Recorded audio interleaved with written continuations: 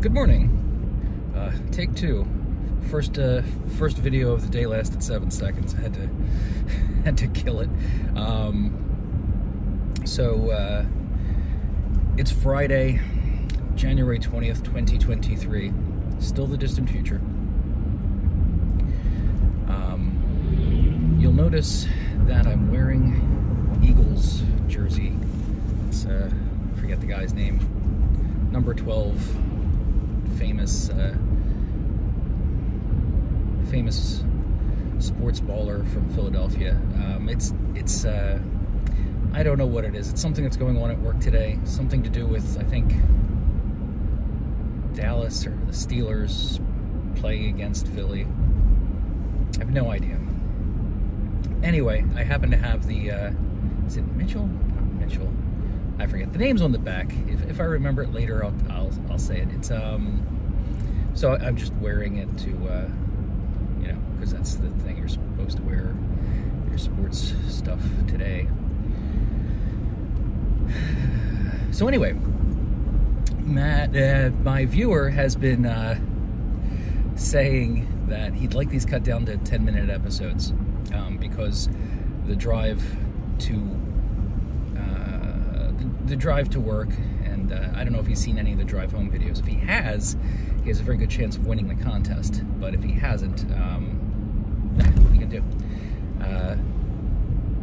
But he'd like them broken into 10-minute segments, and I think I was rambling about it yesterday on the long drive home because I got stuck in traffic again. That I'm really warming up to the idea. I don't think I'm going to do it today, but it's too little tabs. So I'm thinking of making a bunch of 10-minute videos, and I have to work this weekend, so I have to drive in on Saturday.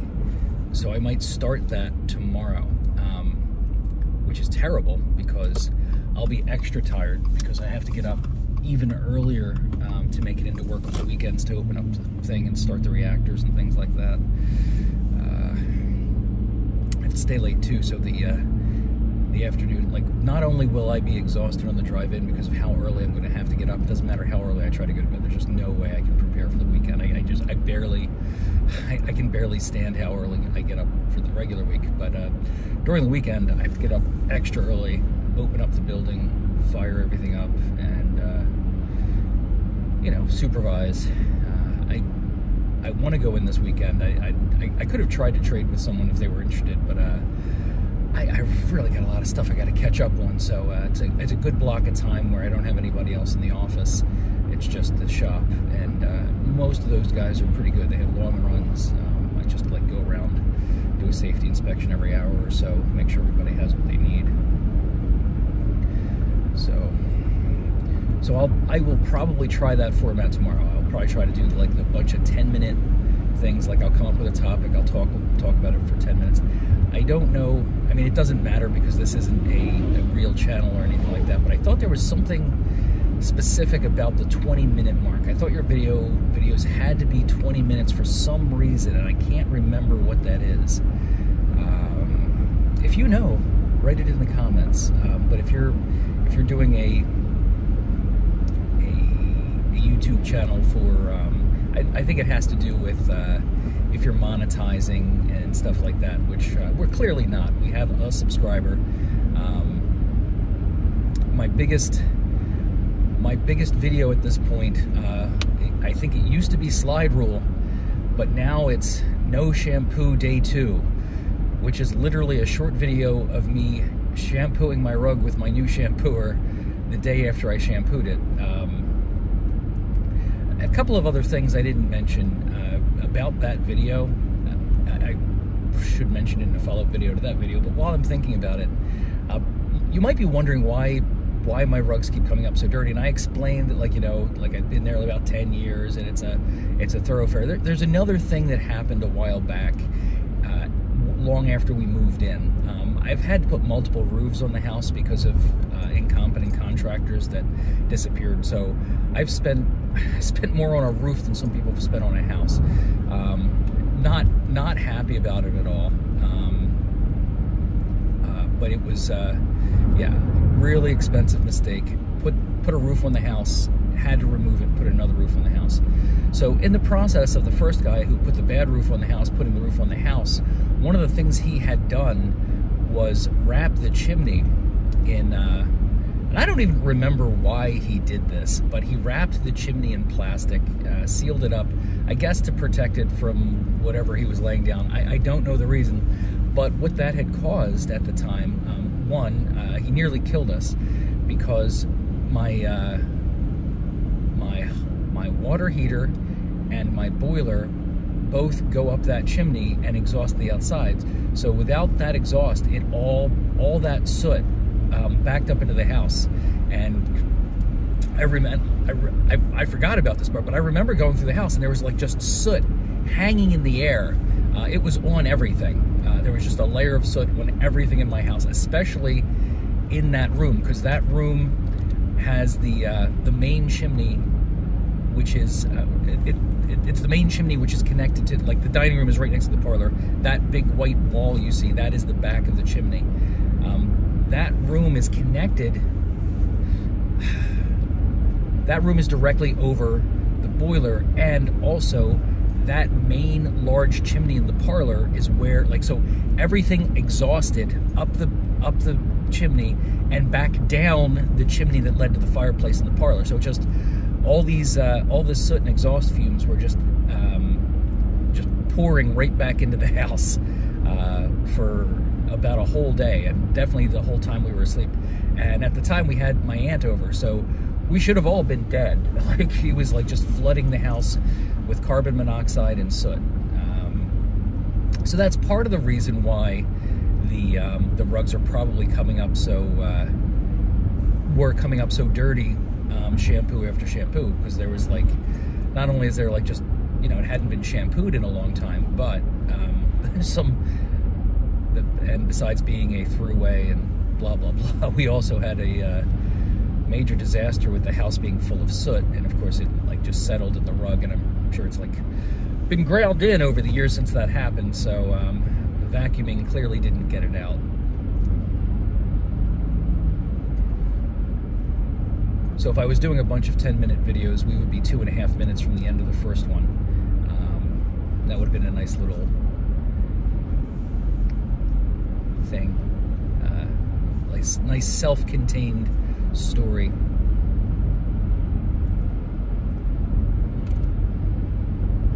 I could break these up later. I could literally stop talking for the next 2 minutes and then do another 10-minute story and turn them into separate videos at the end, just chop them up. I could do that with my other ones.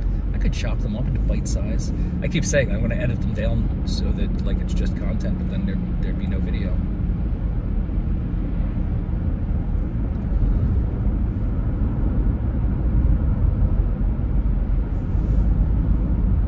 So as I said, I have to go shopping. Like, it's gotten to the point, like,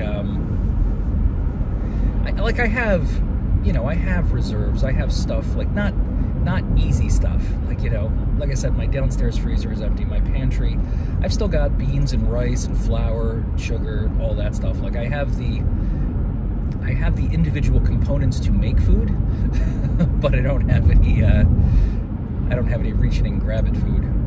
Like, I have a little container, like, for lunch today, I just, like, I threw a bunch of leftovers and things that were almost, like, you know, a bunch of expired stuff, some stuff that was, like, almost empty. So there's, like, there's an nearly empty yogurt container in my lunch bag. There's some cheese I'm trying to use up because it expired a couple weeks ago.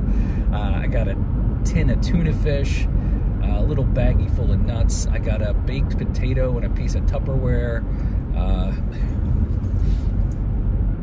Peanut butter and jelly sandwich, a container of milk, a container of apple juice, and an avocado. And I can't believe I haven't gotten to that avocado yet. That thing's been traveling back and forth to work for a few days now. It's a well-traveled avocado. It's world-weary at this point, actually.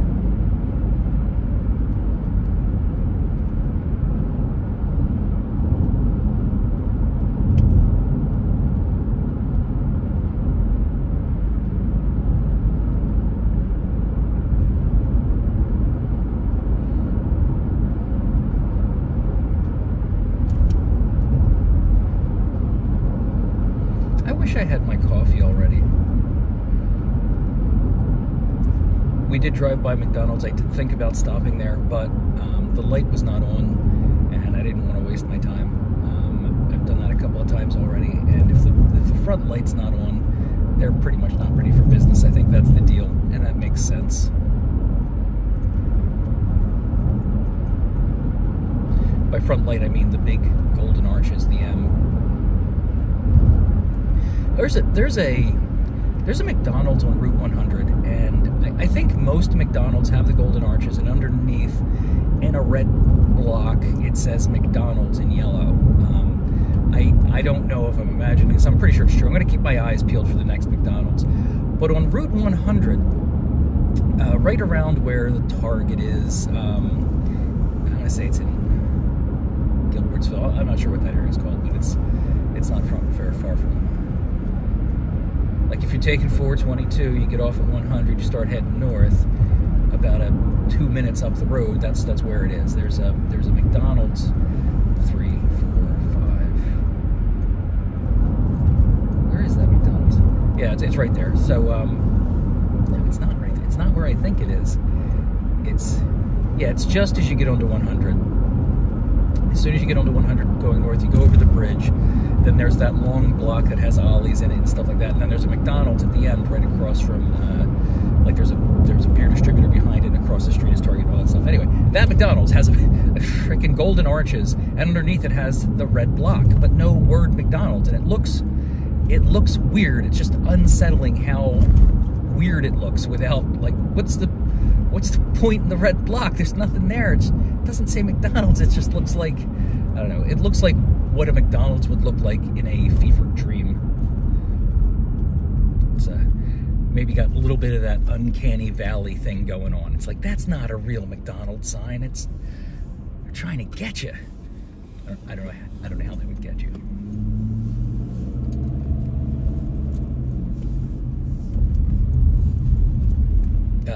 If you don't know what uncanny valley is, look it up. I'm probably bastardizing the term a bit. I think it's a Japanese word translated into English. Give me a moment.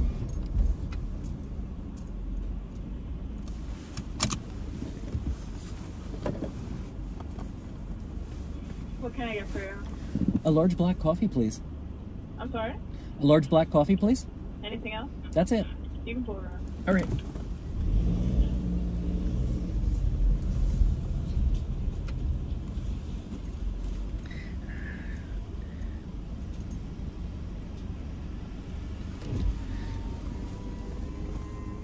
This probably isn't an exact definition, but I think pretty much what uncanny valley means, it has to do with like androids and robot faces, and when they get too close to looking human but don't quite look human, I think it has to do with that uneasy feeling it causes in people.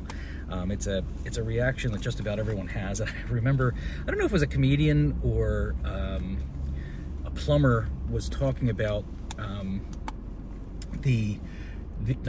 that thing about uncanny valley, that like it's shared by all people. They get that uneasy feeling around almost faces, like faces that are human but not quite human.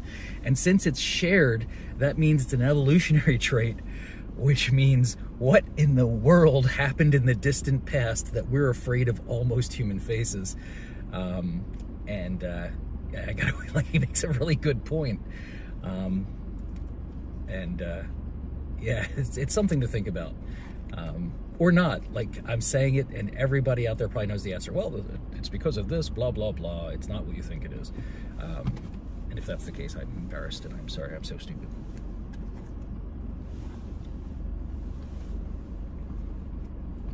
Jiggers. It's the cops. The state trooper. What's he doing down here?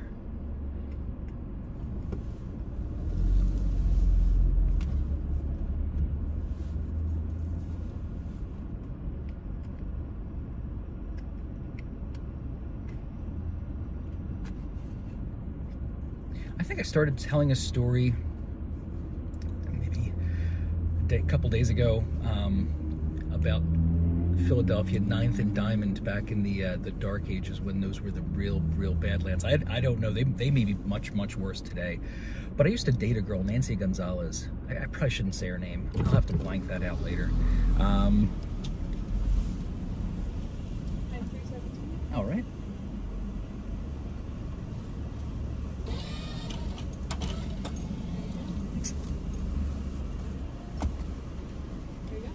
Thank you. You too. It was like a high school sweetheart thing. Anyway, I used to go visit her at, she literally lived right around 9th and Diamond. I can't remember her exact address. But I used to go to, you know, hang with her after school. Like I spent, it was like one of those first relationship things, and I spent every waking moment either with her or on the phone with her. But the point to the story, I won't go into the tragic end to that relationship. But it wasn't that tragic. It just, I'm an idiot. Actually, someday I will go into that, because it is the weirdest. It was the weirdest end to a relationship I've ever had. It was the first and the weirdest. But anyway, the neighborhood was so bad. I got jumped multiple times, constantly getting my bike stolen. Like while I'm riding it, like people stealing my bike. Like when I'm at her house, like not 10 minutes would go by where you wouldn't hear a gunshot. And I'm not exaggerating. Like Philly used to be that bad. That neighborhood was like, it was just constant gunfire. This would have been late 80s. Yeah, it would have been late 80s, not the 90s, I don't think. Yeah, it would have been mid to late 80s. Early mid to mid, late mid 80s. Late early 80s, somewhere from the late early 80s through the mid 80s. Anyway, it was a really bad neighborhood. I should be dead. I was when I showed up, I was literally like, it's not a racist thing, but I was literally the only white guy, and I have no idea why my dumb ass kept showing up in that neighborhood. Like, I was told not to. But my girlfriend was there.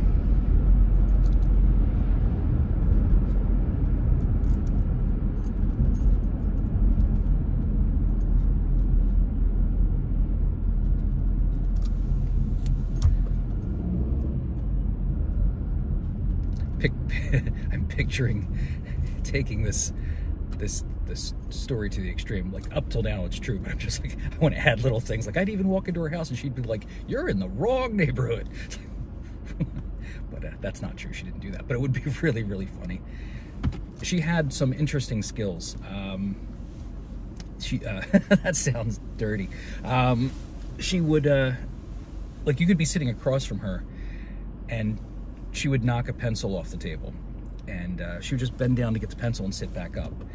That quickly, literally that quickly, she could tie her shoelaces together. She should have been a pickpocket. She was unbelievable.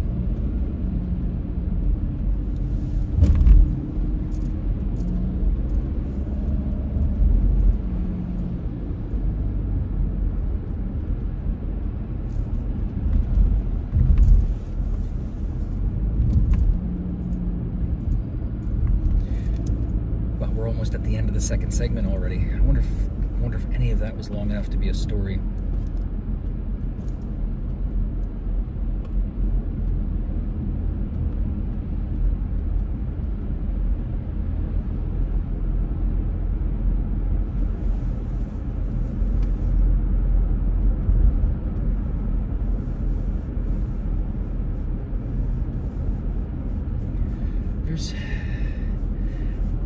There's another story I could tell. It just, if I try to squeeze it into 10 minutes, it won't feel organic, because it's part of a larger story, and it has to do with a friend of ours who was a pathological liar.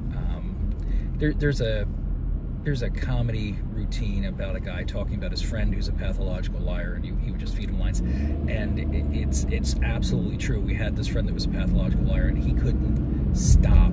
The story just kept feeding on itself. Like it was crazy. He, like, to the point where I think he constructed a fantasy world he lived in. I'm gonna touch on one little thing where the mutual friend I talked about in the other videos between me and the viewer was I was with them too, but we were both over at our friend's house. Like, we were actually friends with his wife before.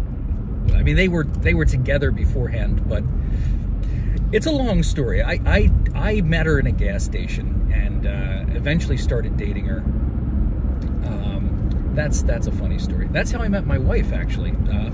Not in a gas station, through her. They were best friends. I'm just digging a hole for myself. It's not as bad as it sounds. It's much, much worse. So, where was I going? What was I on about? Girl, gas station. Oh, the pathological liar. So he was her boyfriend, then I was her boyfriend. That's how we know her. Then later on, she broke up with me, got together with the boyfriend. They got married, they got divorced, she got remarried. And it goes on like this. But anyway, one specific time, they were living up in the Northeast near Franklin Mills, and they had a kid, and someone was nice enough to, like, either they knocked and they weren't home, or they didn't answer or something like that. So anyway, they had been gifted Legos or Duplo blocks or something like that, like big connected blocks. And me and my friend, like, I think I told you before, I liked to drive in the past. I really enjoyed driving. Then I got a job in transportation, and that kind of killed it for me. But so we show up at his house, and he's talking about the fact that he came outside, and it was one of those things where it was the Legos had been put on his step, but just outside his door. So when he opened the door, he knocked over the tub of Legos, and they spilled all over the stairs. So he's telling us the story, but it's translating in his head into the fantasy world that he lives in, and somehow he believed it was an assassination attempt, and the most convoluted assassination attempt. So we're trying to guess what he's on. Like, they're trying to, it's the firm, they're out to get me. And I was like, so you think that they planned this so that when you open the door, the Legos would fall over, you'd be picking them up, and a sniper was going to take you out? He's like, no. What did you think was going to happen? He holds up one of the Legos and goes, poisoned Legos.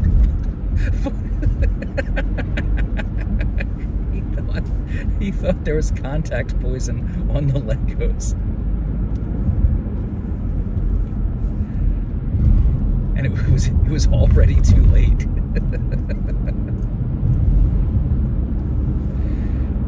It's beautiful.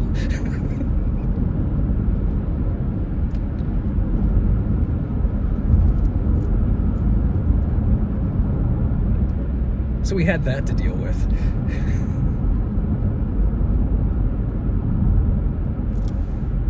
Yeah, I could have definitely stretched that out for 10 minutes. I could have thrown a couple more instances in there.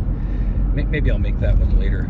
The thing is, it's I feel bad because if I were to make a little segment about that, like I'm actively making fun of someone, and I don't know if I'm making fun of them, but I'm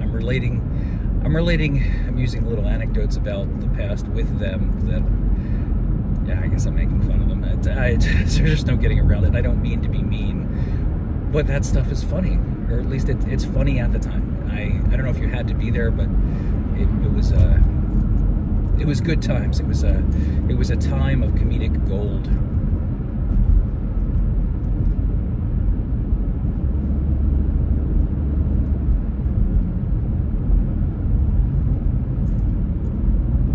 Actually, don't feel bad. I have to say that so I seem like a nice person. I will talk about that all day. It is hilarious.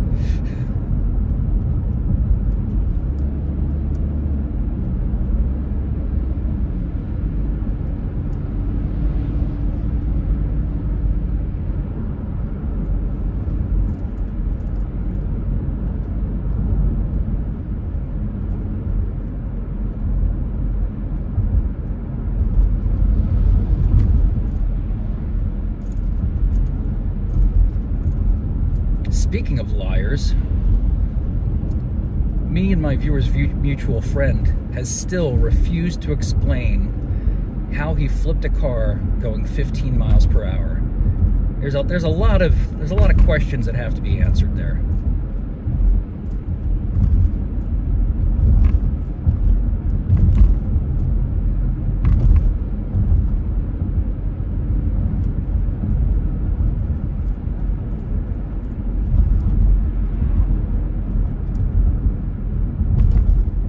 Physics isn't on your side here.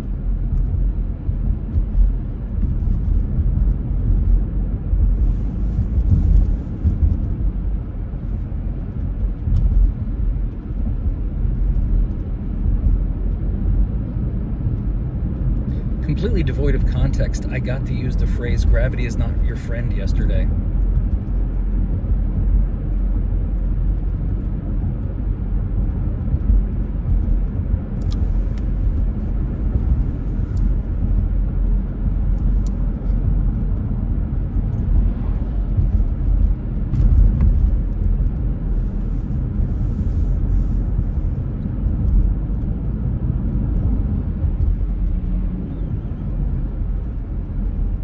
I wish I could remember what it's called.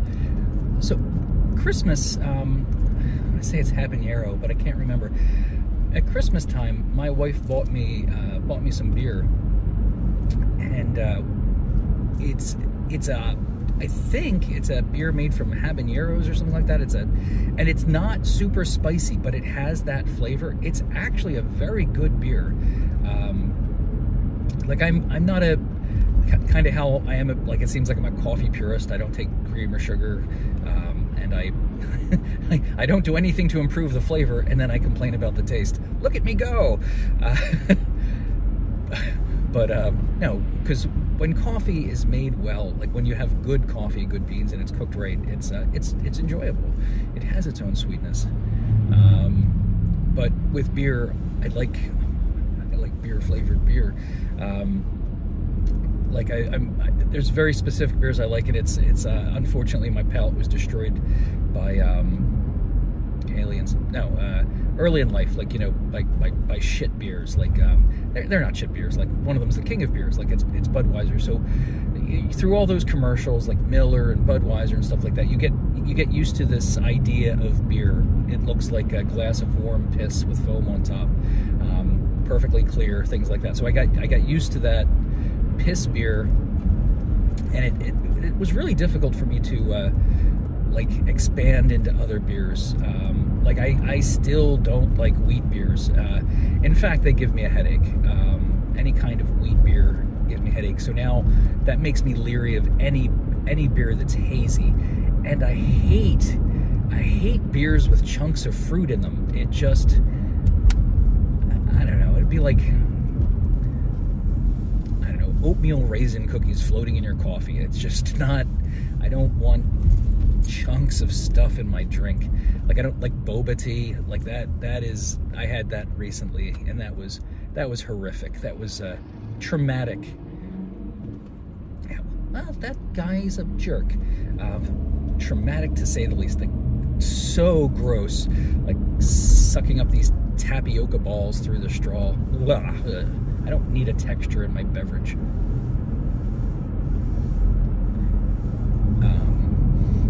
Again, what a weird thing to get passionate about. But I don't, yeah, so they're like, over time, like, there's ones that I think what, I'm guessing, but I realize it might by knowledge of beers, but IPAs, I like, they can be hazy. I generally don't have a problem with that. This particular beer I'm talking about, I believe it's pretty well filtered. You can see through it. I think it has a little haze to it. When I get home, I'll type the name of the beer in the comments. I'll even post a picture in the comments of the can. I just threw it in the recycling, but it's right on top. I'll just take a picture of it. Or I'll grab another one out of the fridge and pour myself a beer and take a picture of the can. Or I'll take a picture of the can first. Or I'll sit like this. Anyway. Beer. There's I don't know what it means. Double Bach. Had those in an airport. Got hammered on double box before I got on the plane once. That was enjoyable. Don't enjoy flying. Actually, flying's not that bad. Turbulence sucks. What I really hate, I'll tell you what I hate. What I really, really hate. Zigga zigga. No. I hate takeoffs and landings, and I think everybody does. I've gotten better over the years. I swear, I used to have a wob around me. Like, I was so anxious that I think people like 3 or 4 rows in front of me and behind me could feel the anxiety waves just pouring off of me during takeoffs and landings. Because it just doesn't seem safe. Like, I just, the whole time, like, I stare out the window at the wings looking for stress fractures and things like that. Like, running, like, finite analysis in my head, trying to figure out where the failure point on the wing is, like, where's the most movement, like, are we getting, like, work hardening due to the flexing, like, just, like, all this stuff, just running through every mechanical thing, looking at all the fasteners, like, how they're attached, like, where's it going to fail? Where's it going to fail? Where's it going to fail? I probably shouldn't do that. It's almost like I'm willing the wing to fall off the plane so I can go, told you. Told you it was going to fall off. Wibbling wing out there. It's going to break off. Wibbling. It's a technical term.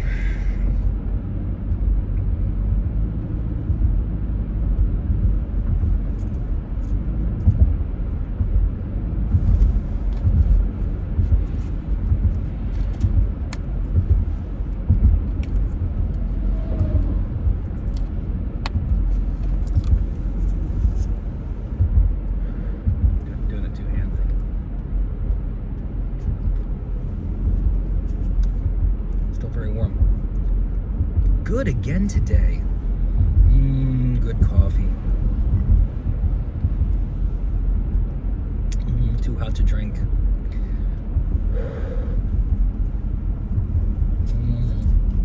Drinking it anyway. Hot.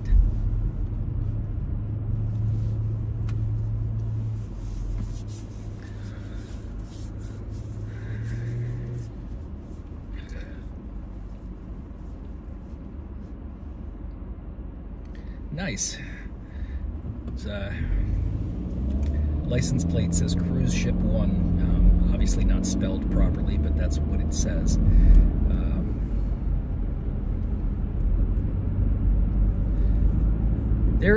When I first moved up here, like, I don't pay attention anymore, but it's counterintuitive. I do believe per capita there are more people up in my neck of the woods with vanity plates than there are in the city. Like, just seemed like, I remember driving home and just, like, paying attention, and, like, there wasn't a day that went by that I didn't catch multiple vanity plates. I'll try to keep an eye out for them for the afternoon ride and point them out as I see them. Like, I don't see too many in the city, but as I get further and further out in the sticks, I tend to see more and more vanity plates. There was one, I can't remember which one it was, because it doesn't really matter, but there was one I remember, I was seeing it like every day on my way home. Like, me and this other fella just kept ending up on 422 next to each other the same day. Like, I wouldn't realize it because freaking all cars look the same, but I kept seeing that same license plate day after day. Like, you know, like, I'm like, at this point I'm like 60 miles into my trip, and I'm like, how am I ending up at the exact same spot? Because I don't leave work at the exact same time, and there's lots of things that happen, like lots of random events, lights, traffic, you know, that should cause a pretty hefty amount of chaos in the system before I reached that point. But, like, it seemed like every day for weeks I kept ending up right behind this guy on 422 that had that plate, whatever it was. If I remember, I'll tell you. Like, I'm thinking Batman, but it wasn't Batman. It's like maybe the same cadence, but I can't remember what the actual word was.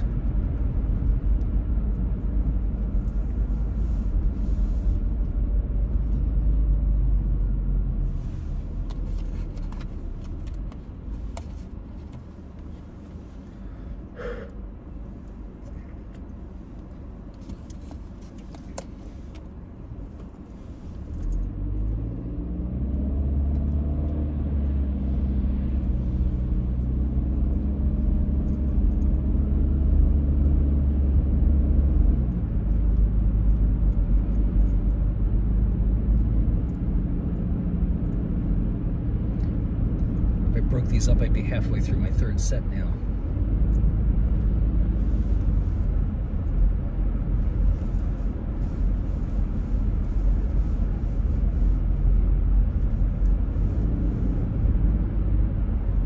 Oh, I was going to do riddles too. There's different kinds of riddles. One of the I can't remember the term for it. My favorite kind of riddle is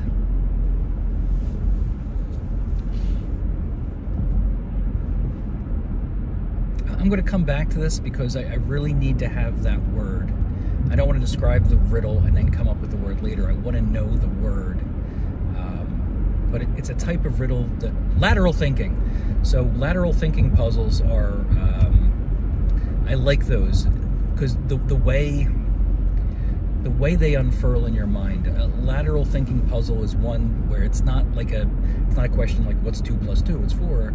It's there's a riddle and then you have to think your way around the puzzle, and it's one of those things that when you get the answer, it's like a jack in the box. It's like, and it just pops out. It's like, you have to think about it, and think about it, and think about it. It very rarely, like if these are constructed right, do you get the answer right away? I'm not going to do any of them here. I think what I'll do on the ride, I think maybe on the ride in tomorrow, I'll do a series of them in a row. Like I'll just ask like maybe 10 lateral thinking puzzles. I've made quite a few up myself. When I used to do riddle night on, like I do a music video night on Fridays now. I don't know that anyone can actually see them. I don't know how the algorithm works. I don't even know how that's legal for me to post videos from YouTube to Facebook. Maybe it is, maybe it's not an issue. I mean, they link back to YouTube, so it drives traffic to YouTube. I think YouTube is owned by Google. I don't think either. I don't think Facebook and Google are together. I think they're separate entities.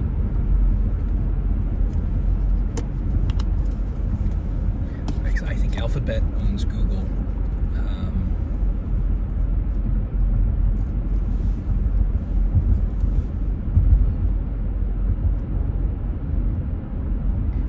Speaking of cross-pollination, Google this month.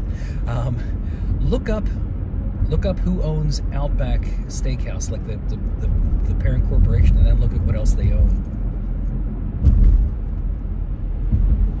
That's your homework.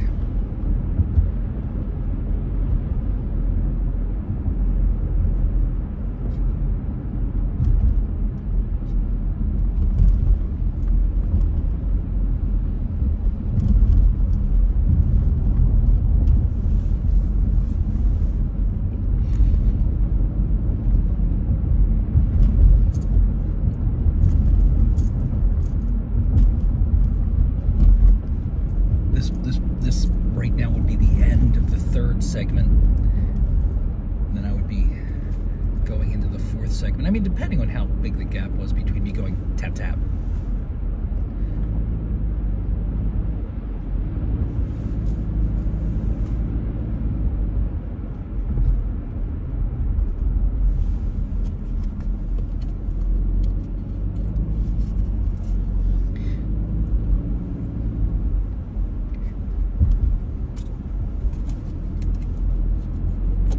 Did you know you can generate light with quartz crystals? Get a couple of uncut quartz crystals, like just rough quartz rocks. Go into a dark room and then just rub them together or bang them together, and they make light. I forget what the light is called. I discovered this by accident a long time ago, and I think a few channels have done little shorts on this, or like videos on it. I'm pretty sure Action Lab has done one, and he said what that kind of light is called. I can't remember, but it's neat. But another thing is I can't, like, the science, like, I sound like a complete idiot, but one of the interesting things is, like, they conduct crystals like that conduct electricity. They use them, I believe, in those, like, you know, in digital watches. They use them because they vibrate at such a high frequency. One day, back when I was being very witchy, we were charging some quartz rods on the kitchen windowsill because it was a full moon, so we had them charging there, and with salt, so salt, moonlight, just sitting there, like, charging them.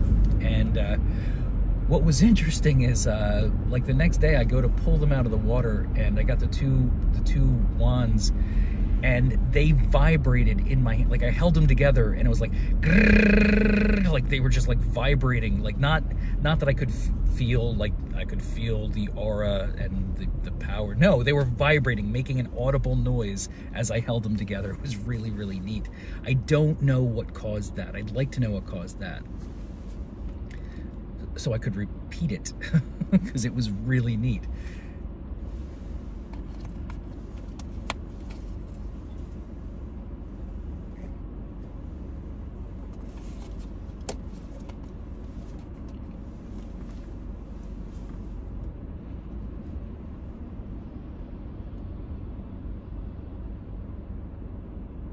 Hoping after the coffee gets in me, I remember things like what that form of light is called. I usually have a pretty good memory. Like, after the day gets going, like my I've got pretty good recall. Like, in the middle of the day at work, like I could definitely, I feel like I could do really good at Quizzo, because people just say things, and, like, I got all these references in my head. I used to do salts. I used to do mnemonics for everything, trying to remember stuff. Like, it was like I had this book. The guy that wrote the book went nuts, but it was all about memory and stuff like that. And I think I explained this in one of the earlier videos. I used to know a trick. I couldn't do it on the spot right now. I haven't done it in years. I'd have to practice for a couple of hours to get back into to unlock the thing. But it's there's a whole system you use. But I used to be able to, like, easily, one look, I could memorize a deck of cards, the order it was in, forwards, backwards. I could remember a list of things. It doesn't matter how long it is. You just keep saying objects to me, and I could just repeat it back to you, forwards and backwards. And it's a great parlor trick, but it's not hard to do. You just have to practice a couple of things, and then once you get that down, it doesn't take long to learn the method. But once you get it down and you do it consistently, you can knock it out. Like, I'll relearn, I'll re-practice the method. It'll take me a couple of days, and then since I only have the one viewer, I'll show you the trick, and you'll be like, hey, that is pretty neat, and then I'll show you how to do it.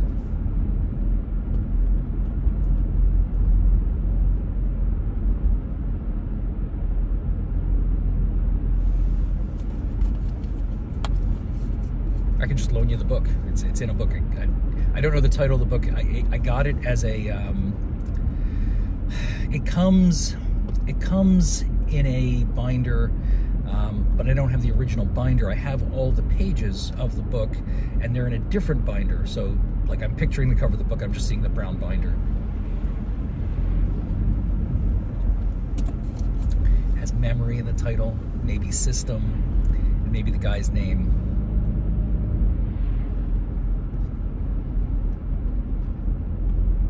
If you read the book beginning to end, it starts off like you want to put it down, because it's like you feel like you're being treated like a child, because they do this little thing where it's a mental exercise where you're reading paragraphs. I think at this point it kind of is teaching you to read faster in a very, very convoluted way, but it's like you're reading these simple sentences, and they leave blanks where the obvious words are, and you're just supposed to read it and fill in the blanks. You feel foolish because the blanks are so obvious. But there is a method to their madness.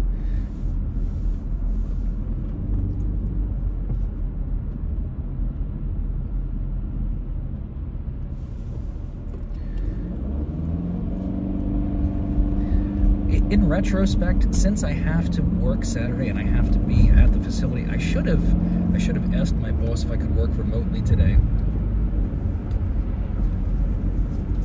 If I had asked if I could work remotely today, I could literally stay in bed for another half an hour from now and still get up in time to get to work and get my day started. And I'm, let's say 45 minutes into the trip. Which means we're halfway through segment 4. Segment 4 is a brutal one, isn't it? It just doesn't seem to be going anywhere. A bunch of half thoughts and me not remembering the titles of books. Can't remember what that phenomenon is when you rub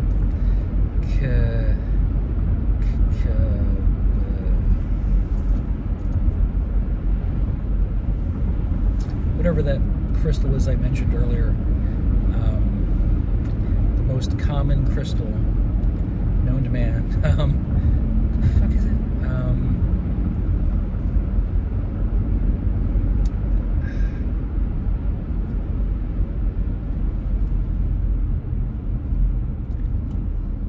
Like I don't generally mind when I forget a word for something. But when I forget a word for something after I just said it like 6 times,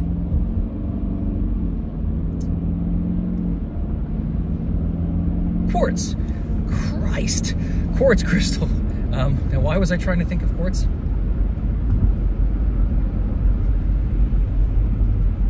Oh, yeah, because I was trying to remember the name for the phenomenon where you rub or bang them together and it generates light.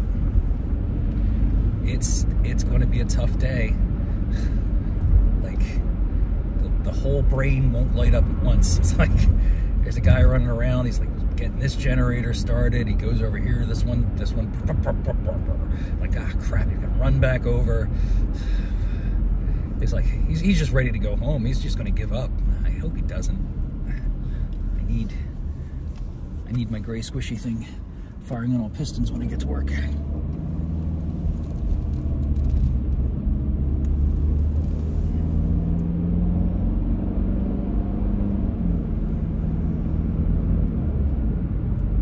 So if I'd gotten that extra sleep, yesterday was a late day. If you saw the afternoon drive, I got stuck in traffic at the beginning of my ride. Took me 40 minutes to go 5 miles. And that's a no good ski.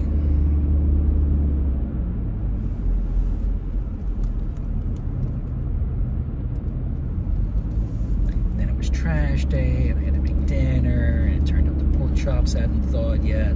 I had already started the baked potatoes, so we had fish sticks and chicken nuggets and baked potatoes. That's horrible.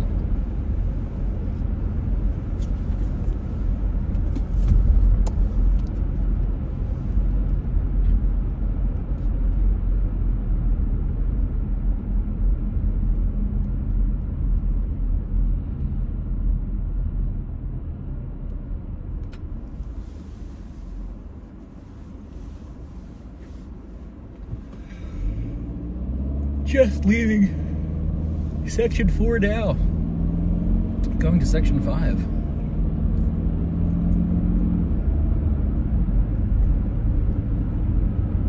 First time, I feel like I might have told this story already, but who cares? The first time I ever had a martini was with my ex-fiance. We were at the 94th Aero Squadron near the Northeast Airport, fancy little restaurant, and I had never had a martini before, and I figured, I'll try a martini. That sounds like a nice drink. And What you may not know about martinis, especially at fancy places, is that there's not just a martini, apparently. I just assumed it was like, I don't know, let's call it vodka and vermouth in a glass. No, it's it's either a gin martini or a vodka martini. One of them you don't have to say, because a martini is just that. It's this and that. I think a martini is gin and vermouth. No, a martini is vodka and vermouth, and then a gin martini is gin and vermouth. But there's like that whole, do you want it shaken or stirred, which I don't know that there's a difference. Apparently there is. Then, like, do you want an olive? Do you want a cocktail onion? Do you want a strip of zest? Then there's like, what kind of vodka do you want? What kind of gin do you want? Like, this went on for hours. I swear to God, the waiter was making fun of me. Like he probably wasn't. Like, most people will order what they want. If they're drinking martinis, maybe they'll say, yeah, gin martini shaken with an orange peel in it and dirty, which like dirty, I think just means you got some olive juice poured in there. But yeah, so that was my first time ordering a martini. It was traumatic. It sticks with me to this day. I relive that moment. No, it was bad. But so what makes it so much worse is I wasn't a drinker when I was young. I couldn't really handle liquor, and it turns out that before I had ordered the martini, I guess I really hadn't ever drank vodka to any large degree. So we're having dinner, and I've got this, and it ended up being a soup bowl. It was a martini glass, but it was super flared. It was a really large martini glass. Like, it flared. I'm not that flexible, but man, I'll go this way. It flared like this, like it probably this big. Like, see where my eyes are? See where my eyes meet my hand? It was a glass like that. Like, I know volume goes down, but it was big and it was full to the top.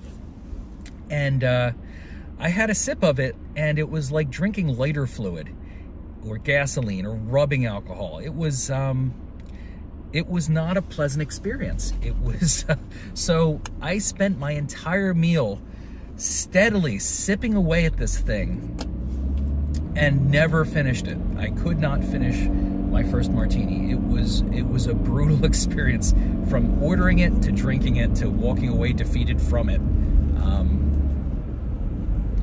Would highly recommend. And now, years later, I can just drink a bottle of vodka.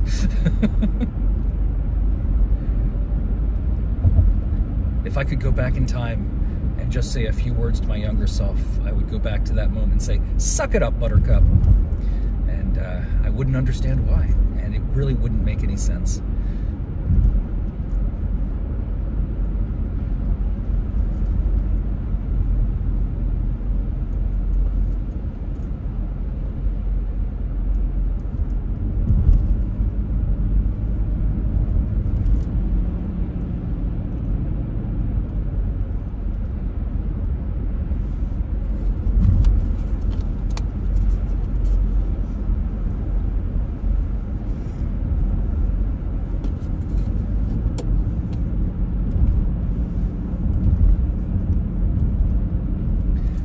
That relationship ended badly too.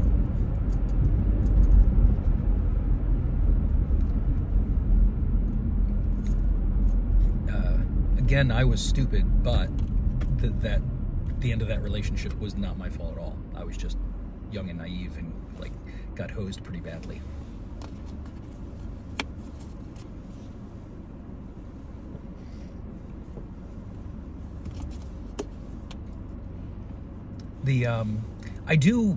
I say these relationships end badly. The other one, like, I'll explain what badly means. When I say badly, it wasn't like we had a blow up. It was one of the weirdest ways that a relationship has ever ended. The one that I was just talking about, that one ended badly in a way that relationships end badly. She did some horrible things, but I think all of my, this is a weird thing. I am friends, except for with the dead ones. I am friends with all of my previous girlfriends and stuff like that. Like there's not like not enemies. Like the girl I was dating before I got together with my wife, the one that had dumped me. We're still good friends. So I'm not a bad person. I am a bad person, but the two are completely unrelated.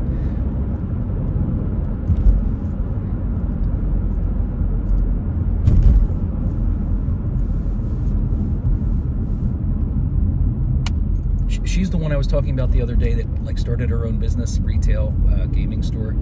I was very proud of the fact that someone could just dive into something like that and make it work. Like I would have, you know, what's that catchy little phrase called? It's where you can't do something because you're overthinking it. Not executive dysfunction, but something paralysis, analysis paralysis. Like overanalyze the situation and just like don't do anything because you haven't thought of all the angles. What if this? What if this? What if this? Do we need to get this? It's like do I need a license to breathe? I don't know.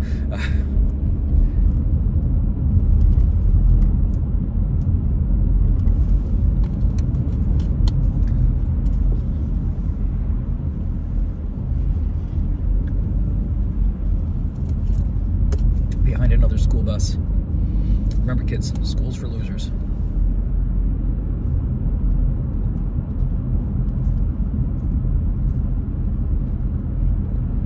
I specifically check when I make these videos that they are not made for children. So if you're a children and you're watching this, stay in school. Don't do drugs.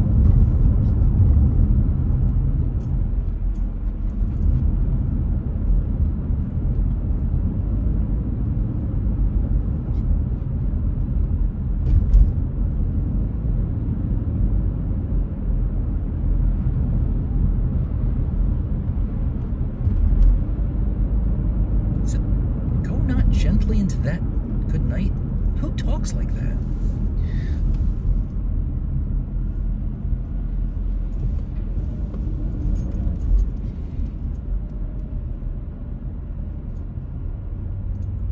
If what I've read is accurate, William Shakespeare made up the entire English language. Like there was apparently no words before William Shakespeare, and then he just made up all the words on the spot.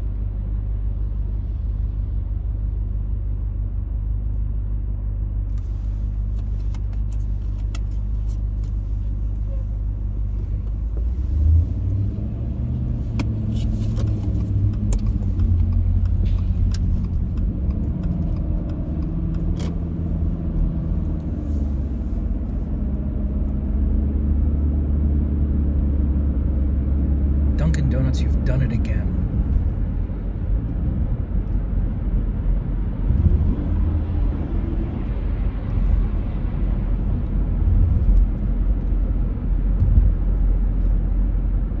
Am I counting wrong?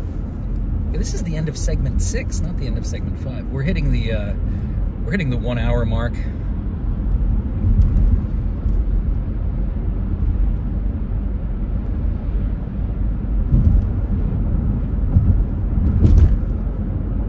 So that would have been 6 10-minute segments, so that would have been the end of segment 6. I was counting wrong somewhere in the middle. So coming up in about 30 seconds would be the beginning of segment number 7.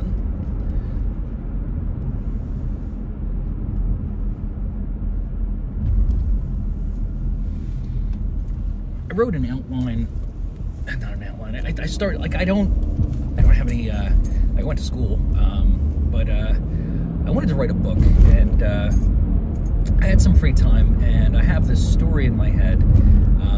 It's not complete. There's most of it's done.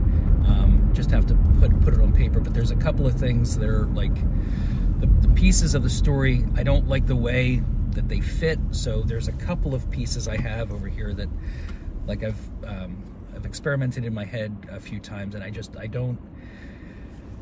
So it's a thing that's been beaten to death. So like the zombie storyline has been beaten to death, but my story is the working title is Call Me Z, and it's about this guy named Zachary who becomes a zombie. And so there's a zombie apocalypse. He turns into a zombie. He ends up killing his family. Tragic story. But the story, there's two stories going on at the same time. Actually there's three, but anyway, the two main stories are like the people who are, you know, still not zombies that are fighting against the zombie apocalypse. And these two stories coalesce at one point. And there's Zachary, and he's a zombie, and what you find out is that once you become a zombie, and they become powerful, like as they get older, they look raggedy, but they actually get more powerful, almost like ancient vampires. They look like they're falling apart, but they become more dense. It's an interesting part of the story. But anyway, he's stuck. Like, he's completely conscious, but he has no control over the body. Like there's something that affects the brain and body that takes it over. So there's this like new primal entity that, like, just your typical zombie, wanders around, you know, hunting for meat, humans to eat. It transmits it like all the same way, but trapped inside, like being able to see and feel and experience everything, is Zachary. He's inside the zombie, and this is true of all zombies, but like the story specifically about him. So he has to watch these horrible things happen and has no control over what's happening. So it's the story of him being tortured. Like, you know, he had to watch himself kill his family, and then he's just wandering around, and then like he just monologues a lot about, he's at one point he's just standing on a hill. He's trying to figure out, like, you know, because he's got nothing but time. He can't, like, he's got no hobbies, so he exercises like what he has left of his brain. Like, he just tries to think of things. He practices math, stuff like that, and said just try to keep himself sharp. Like, he's had bouts where he's going completely insane, like he's just gone manic, but like you're screaming into the darkness. But he's like, what's neat is when you're screaming in your mind, you don't have to breathe, so you can just scream nonstop. You don't have to take a breath. So anyway, he's experiencing this, and like there's like scenes where he's in there and he's talking about the zombie. Like they have a tendency, these zombies, they have a tendency to go kind of dormant. Like they'll, like at night, especially when it's cold, they'll go dormant, and then like lizards, when the sun comes up, they'll angle themselves towards the sun and just like absorb the warmth until they start their day, or until something gets their curiosity and they go eat it. But so that's his perspective. And then there's the people that are trying to fight it, and there's somehow the theory is floated that, like, you know, everyone always thinks that there's some humanity left inside this thing. It was a person, which is ridiculous, but because it's like just a brainless thing wandering the earth. I say this, but you know Zachary's inside of Zachary, so they're experimenting. They're trying to cure the disease, which seems silly. I mean, these people appear to be dead. They appear to be rotted, but like I said, the elder ones, like the older, new ones, like, are very weak. They're just like, they're weaker than humans because they're dead now and their body's starting to decay. But the older ones, after the virus is like fully taken advantage of the situation, they like I said, they coalesce, they become more dense, and they get stronger and stronger as time goes on. And one of the things that Zachary like laments is the fact that his senses are more powerful. Like the older the zombie gets, like even though the eyes look sunken and rotted, they get better. Like the sight, like they got the end, like at the point of the story when he's taking place, he's got like the eyesight of a hawk. He can see a mouse miles away. He can hear a conversation, like, you know, like at a very far distance, people whispering. He's just like, he's hyper aware of his surroundings now, because the zombie is hyper aware of its surroundings. And at some point, Zachary is actually captured. Even though he's what's considered an elder, he was the first wave. He gets captured, and that's where the story breaks into the next phase. Well, I mean, there's a bunch of phases, but this is kind of where, this is like the middle of the story, where Zachary finally, like through will alone, finds a way to interact with a zombie, and they have him, they have him restrained, and they're doing all kinds of tests, and I think they're about to dissect him or something like that. And I think it's my story. I know what they're about to do. I just haven't decided if it was just a dissection or more tests. But the point is, he finally gets the zombie to blink. He finds a way to blink the eyes, which is it starts a whole thought process with a woman who's doing the tests on him, and that's like they find a way to communicate. Like he's not like blink blink blink blink, like, but he like there's muscles, and then they find a way to, like, he's using these muscles right here, and they find a way to communicate with Zachary. And anyway, the story goes on from there. She's proven right. There is some form of consciousness left inside these zombies. Then this other thing happens, but I really want to finish that. I really want to finish writing that. I'm not a good write-assist, so I probably need someone to help me, beef out the story a little bit. What I mean is, there's a lot of government agencies involved, and I don't know a lot of the naval lingo and stuff like that. And I don't want to just I don't want to make it up. I don't want to have to do research and have it bad. What I need is consultants on different parts of the story to make it not sound sophomorish, to give it a more polished feel. Plus, I really need to bounce some of the scenarios, like where I'm saying the jigsaw puzzles don't quite fit the way I would like. I need to bounce those ideas off of someone, because I just can't.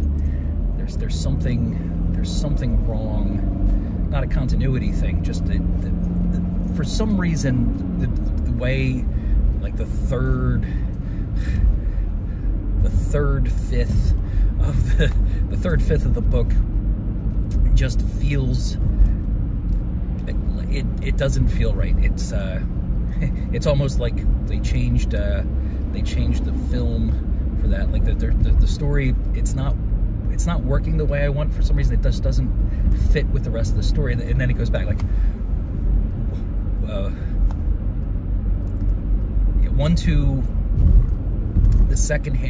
first half of 3, 4 and 5 are fine, but the second half of 3, I guess what I'm saying is, like, there's this weird segue into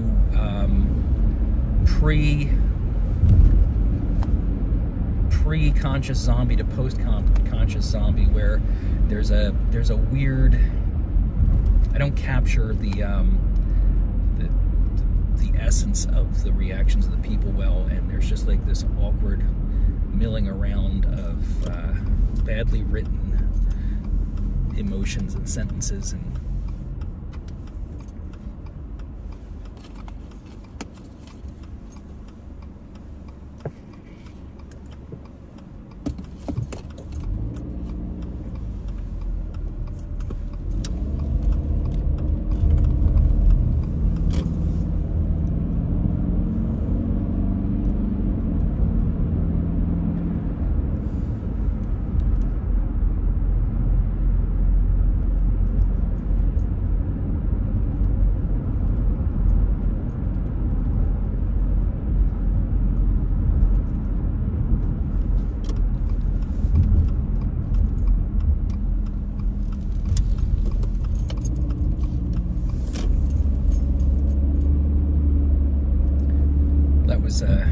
that was segment 7. We're now into segment 8. I could do it like that too. I could just keep it, you know, like a hour to an hour and a half, and just timestamp and label the segments.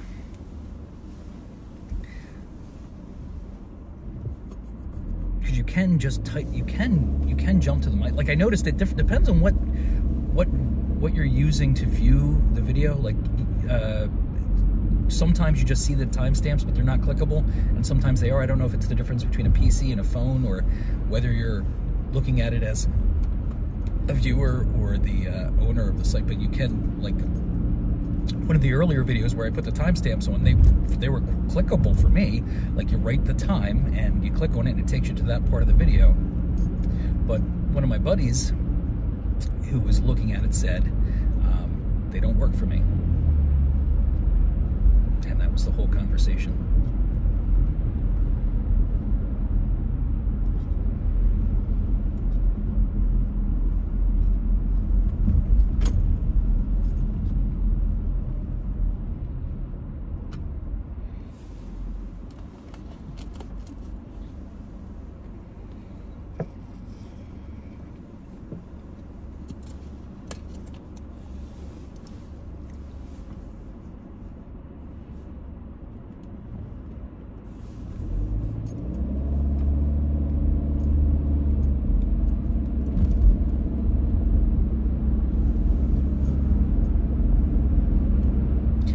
Today's the day we're supposed to wear Eagle stuff. I mean, it doesn't matter. I can just take this off. I'm wearing like regular clothes underneath. This thing, it's a throwback jersey. I still haven't remembered the guy's name. It's like I'm overweight. This thing makes me look so much fatter, just the way it drapes on me. It's like I was embarrassed when I put it. I was like, I don't want to wear this. It makes me look even fatter. Christ. Is the name not? It's honoring someone else here, but the guy's name on the back is. Oh, does it say it down here? Hold on. Randall Cunningham? Yeah, I think it's Cunningham. I think that's the name on the back.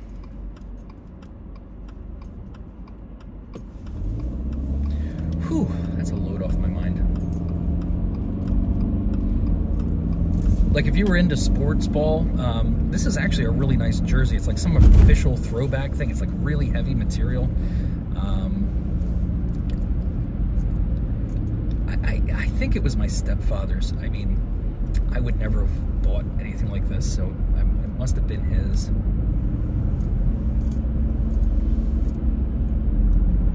I mean, I might have bought it for him. I may have. I suspect it either came from one of my uncles or my mother to Joe.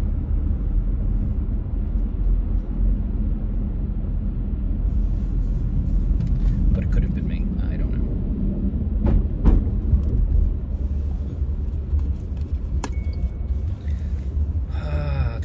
Yeah, I know what that is.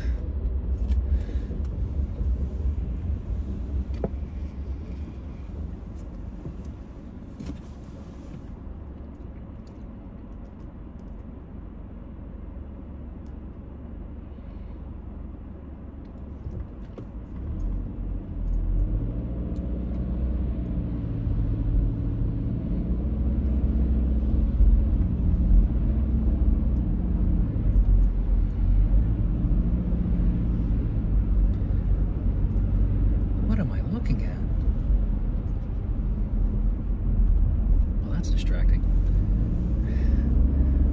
I really want a pretzel. It's too late. If it was 10 minutes earlier, I would stop at the pretzel factory and get a box of pretzels. Maybe I'll do that for tomorrow.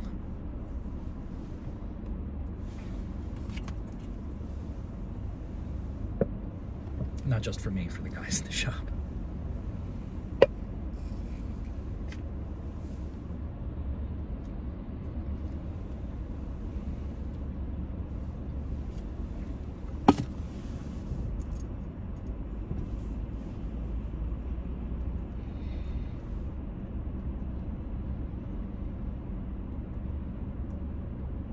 It's a little surprising. The video like I always say, it's an hour and a half. My viewer was lamenting that it's like watching a movie. It's like too long. It is. It's too long, and it's not very interesting. But I guess this is about the same length they usually are. They're somewhere between. They're usually about an hour and 15, hour 20 minutes. Assuming this light ever turns green, when I get up yonder, so one day, me and my friend Tom, let's call him Tom because his name's Tom. We're leaving school and we're taking the trestle.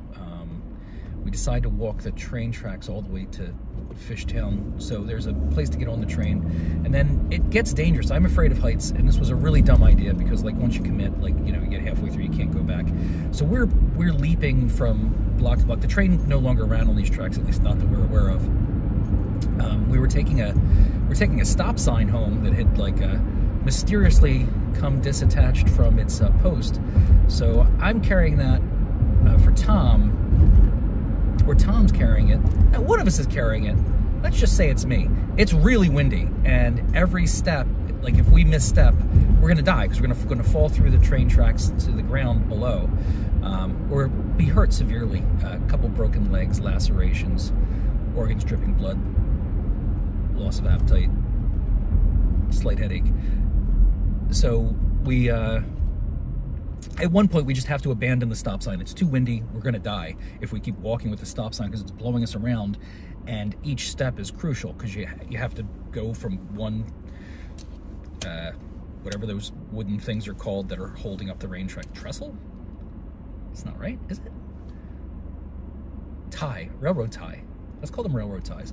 So you're going from one to the other, and there's a big gap, big enough for, like, you know, easily big enough for you to fall through. So we get to the end, which is like right at Allegheny, Lehigh, I don't know, in that area, where it ends. There's an underpass there. Anyway, the point is we get to that point where you can go down the hill and get, like, you know, walk the rest of the way. Frickin' dogs come out of the some lot that's over by there, like three or four dogs. I think they were Dobermans, or Doberman Rottweiler mixes. Mean looking dogs, like, you know, the streamlined, like, angry looking dogs. So we have no choice. We can't run the other way. We're already all the way to the edge.